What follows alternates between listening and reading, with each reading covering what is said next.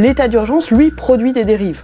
On les a vues. Les dérives, elles ont eu lieu dans le moment de la COP21 avec des assignations à résidence de personnes qui étaient sans lien aucun avec la question du terrorisme. On voit également la stigmatisation d'un certain nombre de personnes dans les quartiers populaires, la stigmatisation de musulmans qui font l'objet de mesures qui sont attentatoires, gravement attentatoires aux libertés et qui ont un fondement qui est bien trop vague. On ne reproche pas dans l'état d'urgence à une personne d'avoir commis ou d'être sur le point de commettre une infraction pénale.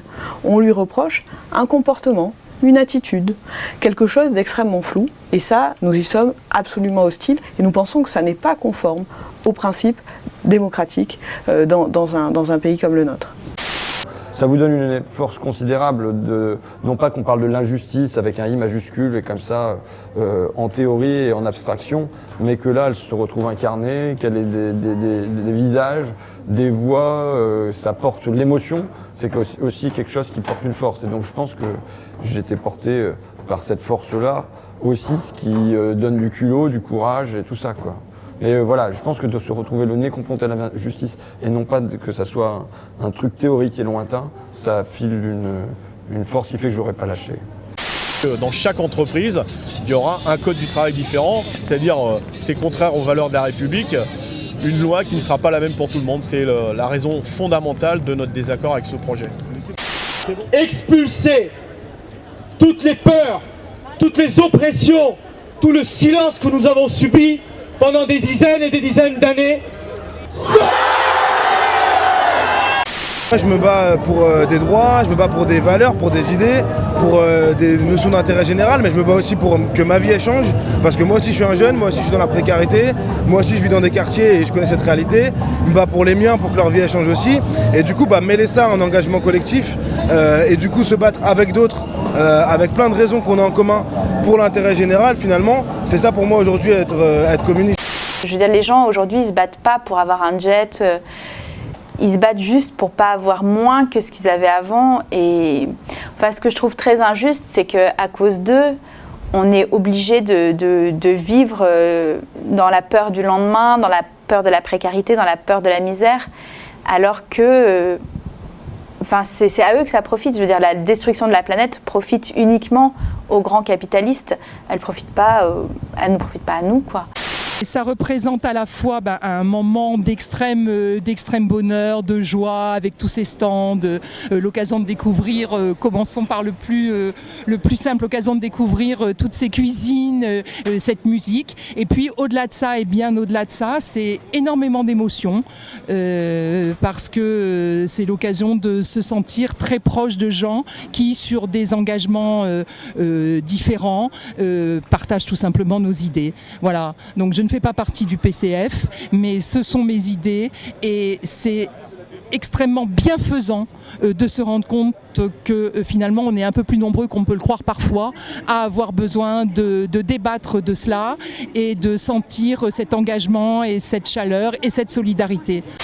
La CGT n'est pas machiste, mais il y a trop de machos à la CGT. Oui, je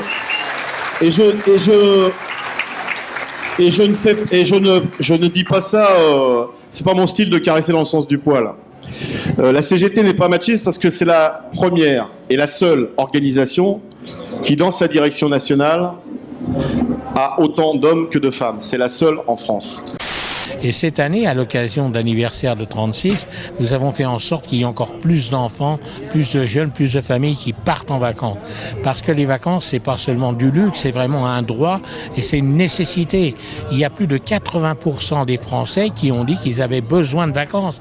Mais malheureusement, il y a un Français sur deux qui part pas en vacances et un gosse sur trois qui part pas en vacances. C'est pourquoi nous développons cette idée du départ en vacances durant toute l'année. Mumia qui a déjà passé 35 ans de sa vie en prison, donc la majeure partie de sa vie il l'a passé en prison, dont 30 ans je rappelle dans le couloir de la mort, et s'il en est sorti c'est grâce à la mobilisation internationale, mais il est condamné à perpétuité, sa peine a été commuée, mais ça a été une première victoire qu'il sorte du couloir de la mort. Et hélas est venu se greffer, si je puis dire, sur la bataille qui se poursuit pour sa libération, est venu se greffer que depuis 1 an, Mumia est très malade, il est atteint d'une hépatite grave. Et le combat aujourd'hui, c'est à la fois évidemment dans la perspective toujours de sa libération, mais surtout c'est pour tout simplement que sa vie, qu'il ait la vie sauve. Ici, 5 familles contrôlent les journaux et les télévisions, avec ceux qui ont perdu 4 élections présidentielles successives et qui n'ont pas la force politique ni les votes pour l'emporter. Et les secteurs qui cherchent à échapper aux poursuites de recherche anticorruption, comme dans Lava Jato, permettent de prendre le pouvoir de manière illégale. Aujourd'hui à Air France, on pourrait le décliner avec les Goodyear, puisque c'est dans l'actualité, mais également des centaines de salariés dont on ne voit pas le nom apparaître dans les médias mainstream et qui souffrent aussi de cette répression, qui sont traînés aussi au tribunal, voire au pénal, et qui sont aussi licenciés, quoi. Tout le monde était contre cette sécurité sociale, mis à part un fort mouvement populaire et une figure tutélaire qui était Ambroise Croizat, mais qui était portée par ce fort mouvement populaire, et la CGT, qui à l'époque comptait quand même 5 millions d'adhérents, et un parti communiste qui était à pas loin de 30% dans les élections. Donc c'est ce rapport de force qui a fait qu'on a pu imposer cette sécurité sociale à l'époque, et ça s'est pas fait dans la joie et la bonne humeur. Et ça, il faut le rappeler, que justement, Ambroise Croizat parlait de conquis social et pas d'acquis social. Ça s'est relativement pas trop mal passé, dans le sens où on a énormément d'arguments et qu'aujourd'hui ils n'ont rien à nous opposer, si ce n'est ils supposent peut-être que donc vous êtes confiant? Très confiant. On ne s'intéresse pas à la chanson si on n'est pas intéressé par les mots. C'est peut-être l'inverse qui se produit. On est intéressé par les mots, donc on en vient à la chanson, à cette forme de chanson, mais il n'y a pas de hasard en tout cas. Non. De plaines en forêt, de vallons en collines, du printemps qui va naître à tes mortes saisons, de ce que j'ai vécu à ce que j'imagine, je n'en finirai pas d'écrire ta chanson, ma France. Il n'y a rien de plus terrible que d'être humilié, d'être frappé sans pouvoir riposter. Et alors ça, je crois que c'est une des choses qui a déterminé dans une large mesure ma conduite par la suite. Et ma haine de tout ce qui est injuste, de tout ce qui est de douloureux du point de vue moral. Je n'aime pas voir souffrir les gens autour de moi. S'ils souffrent de maladies, c'est toujours pénible, mais quand les souffrances proviennent de l'injustice, c'est insupportable. La catastrophe partout, qu'on doit vraiment se mobiliser, se rassembler, arrêter de faire des dégâts, que ce soit l'Afrique, le Moyen-Orient, l'Asie mineure. C'est vraiment, il y a trop de dégâts. Je parle pas seulement des guerres, je parle des inégalités. Il y a des droits qui sont fondamentaux, que les États se sont engagés aux Nations Unies à respecter et à appliquer. C'est le cas dans aucun pays actuellement dans ce monde. Et donc c'est à nous tous d'en prendre connaissance et de les faire respecter. Assister à la mémoire de mon père, mon grand-père, que c'est Fidel, et le grand-père pour toute l'Amérique latine. C'est grâce à lui que nous, déjà, recommencer une nouvelle révolution à l'Amérique latine, c'est très longtemps. Et sinon, aujourd'hui, l'Amérique latine n'existait pas.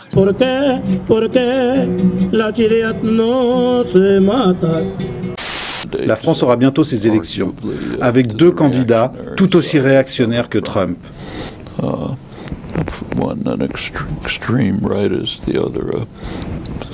L'une d'extrême droite et l'autre extrêmement à droite.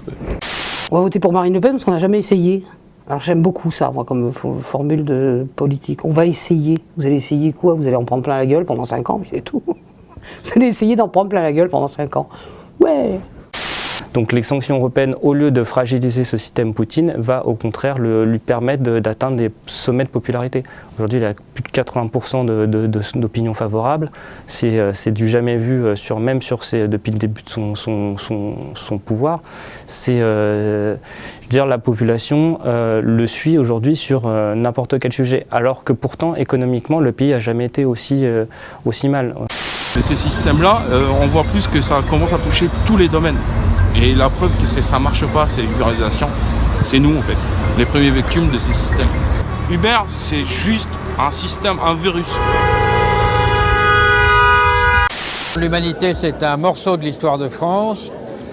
C'est un passé et un avenir. Il faut que ce soit un présent aussi.